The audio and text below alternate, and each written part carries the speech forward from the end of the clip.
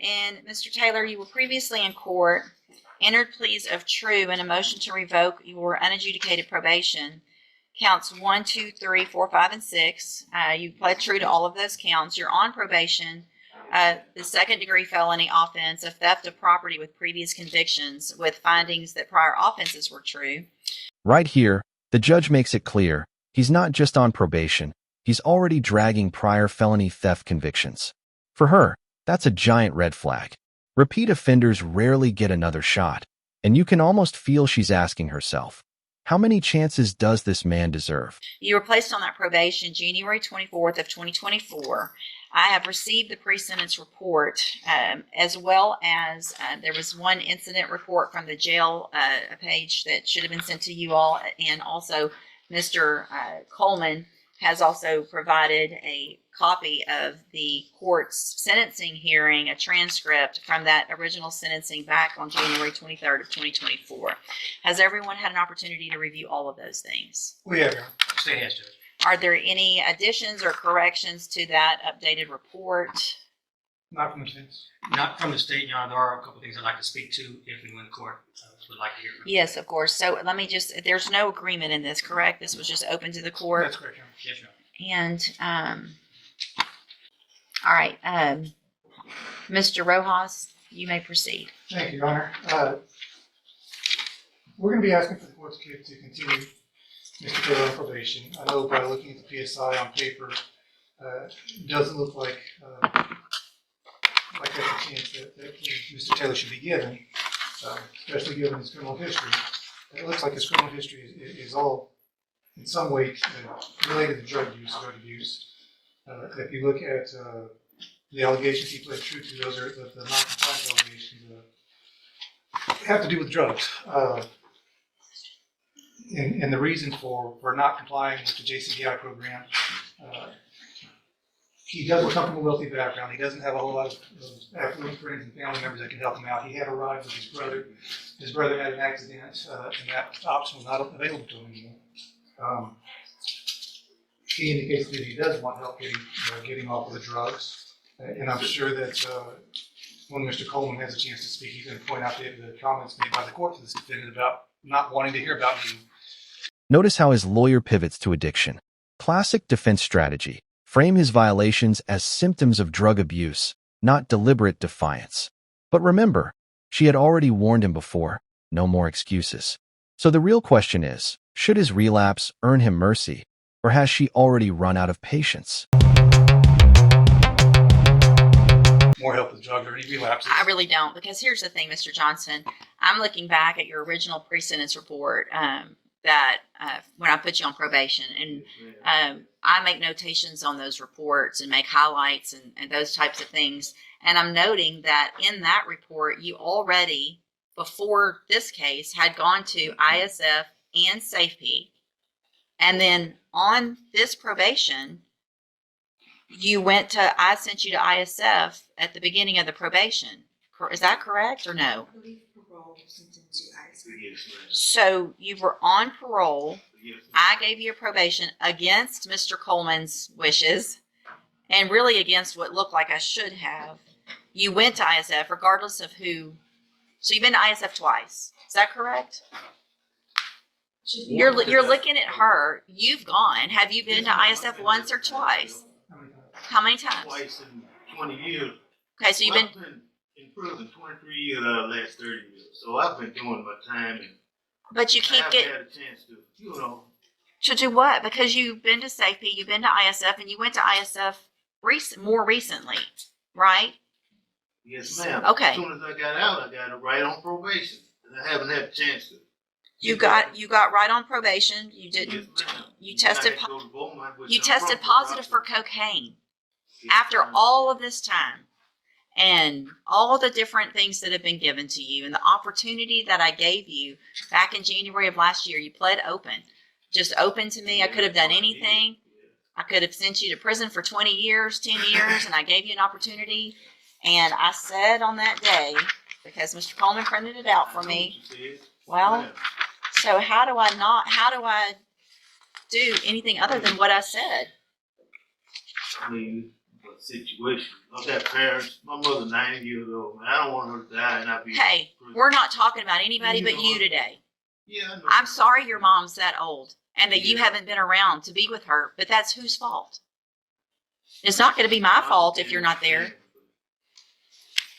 How about some personal responsibility instead of my mom is old and don't send me to prison?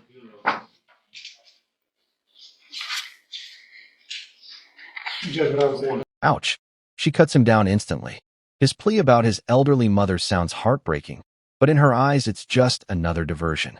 And she flips it right back. Your choices, your consequences. This is her drawing the line between sympathy and accountability.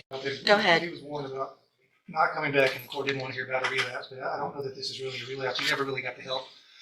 On this most recent term of probation with the JCDI, and if transportation is going to be a problem, I know he's already been to safety, Judge, but if it would be a relapse portion of safety would be appropriate, or a whole new term. Hold on. So if I'm reading this, I want to know when he went to ISF this last time. Parole sent him when, because the way I'm reading is you were released from ISF and started JCDI August 6th of 2024. So I put you on probation in January, and between January and August, you went to ISF last year. Is that correct or no? Parole sent him to ISF because of additional charge. Okay. So when was that? He was in custody in Jefferson County, Mhm. and then from custody Went straight there. So I placed you on probation. You never got out. You went and got help at ISF. Okay. All right. Anything else? And Judge, if the court, and it seems like the court is not leaning towards probation. No. No. We understand the range of punishment is up to 20 years, but the bottom line of that range is 2 to 20. And I still haven't done anything yet. So your response and how you act right now is going to go into what I do.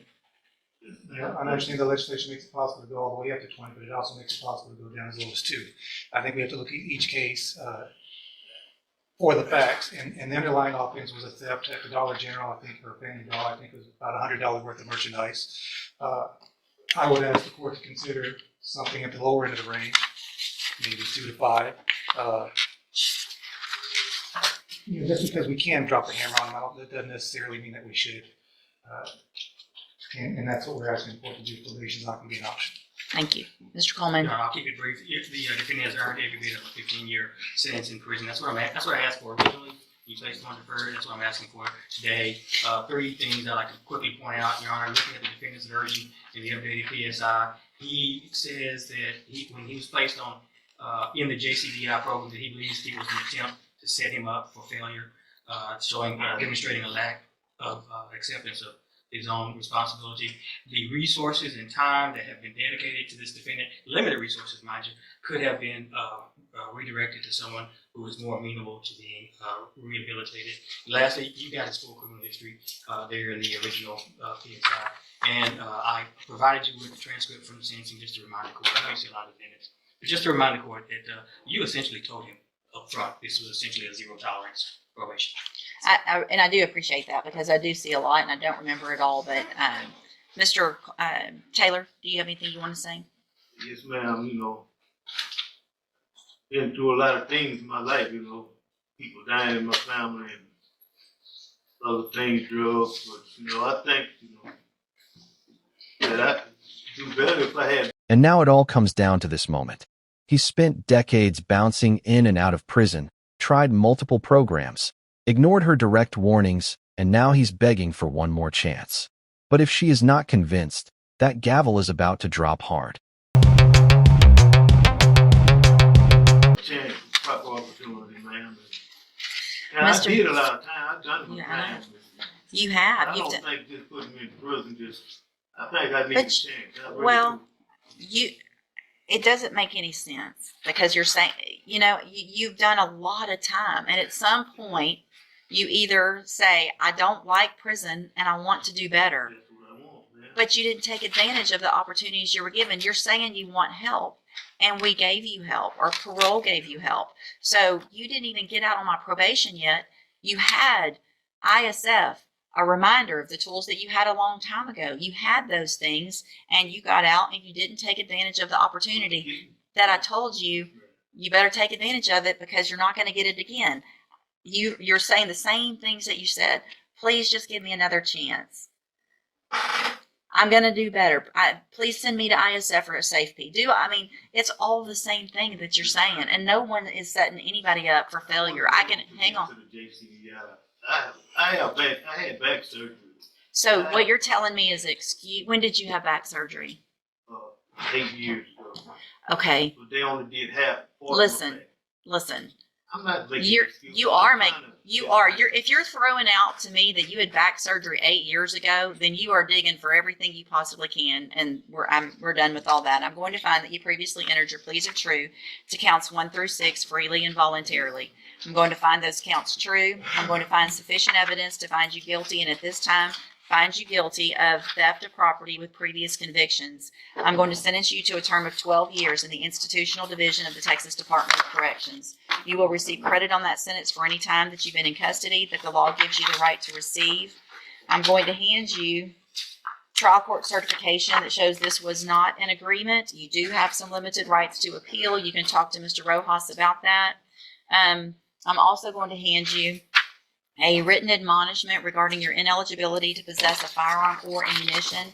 Because of the judgment entered against you, you're ineligible under Texas law to possess a firearm or ammunition. Possession of a firearm or ammunition could lead to charges against you.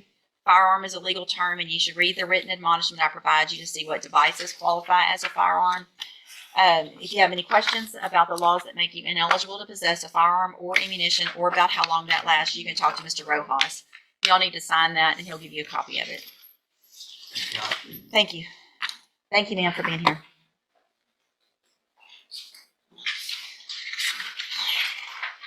Ms. Holmes on Demario Flukas.